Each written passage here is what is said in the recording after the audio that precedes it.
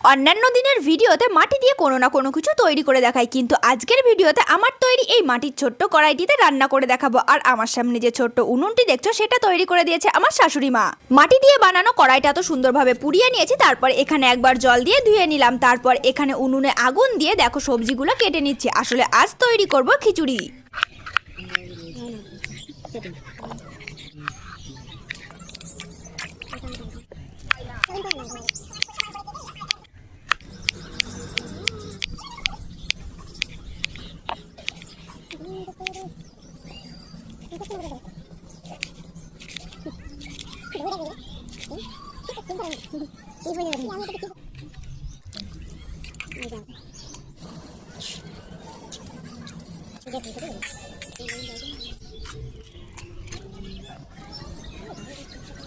এখানে তো দেখতেই পারলে সবজিগুলো আমি কেটে নিয়েছি, সাথে চালটাও ধুয়ে নিয়েছি। খিচুড়ি রান্নার জন্য এই সামান্য একটু মশলাও নিয়েছি। কড়াইটা গরম হওয়ার পর তেল দিয়ে দিয়েছি, তারপর ডালগুলো ভাজার জন্য যে কড়াইতে দিলাম সেই ভিডিওটা করা হয়নি, তো যাই হোক এখানে দেখো ডালগুলো কিন্তু কড়াইয়ে দিয়ে ভাজা ভাজা হয়ে গেছে, তারপর এখানে তুলে নিলাম।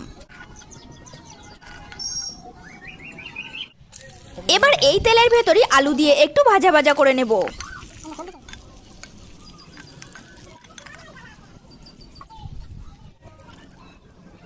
এবার দেখো চালটা দিয়ে অন্যান্য সবজিগুলো একে একে দিয়ে দেবো এর মধ্যেই।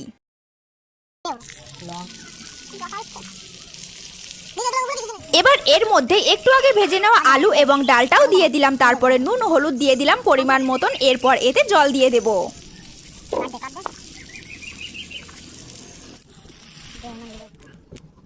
এর আগের লং ভিডিওতে তোমরা যারা আমার বলা স্টিকারটি কমেন্ট করেছিলে তারা হলো বিদ্যা, অহনা, রোজা, শিপ্রা। ধন্যবাদ কমেন্ট করার জন্য। এছাড়াও তোমরা অনেকেই কমেন্ট করেছিলে, প্রত্যেককেই মন থেকে ধন্যবাদ জানাই। এই ভিডিওতে তোমরা যারা স্ক্রিনে দেখানো স্টিকারটি কমেন্ট করবে তাদের নাম পরের ভিডিওতে অবশ্যই বলবো, তবে স্টিকারের সাথে নিজেদের নামটাও কিন্তু লিখে দিও। এখানে দেখো তোমাদের সাথে গল্প করতে করতে খেলনা বাটির উনুনে সত্যিকারের খিচুড়ি রান্না হয়ে গেছে। সত্যি বলতে ভিডিওটা শুরু করেছিলাম বিকাল থাকতে, কিন্তু কমপ্লিট করতে করতে রাত হয়ে গেছে। আর এখানে ছাওয়াগুলো দেখে তো তোমরা বুঝতেই পারছো যে বেশ কিছু লাইটও জ্বালানো রয়েছে। যাই হোক আমার এই খেলনা বাটির উনুনে আসল খিচুড়ি রান্নাটা তোমাদের কেমন লাগলো জানিও।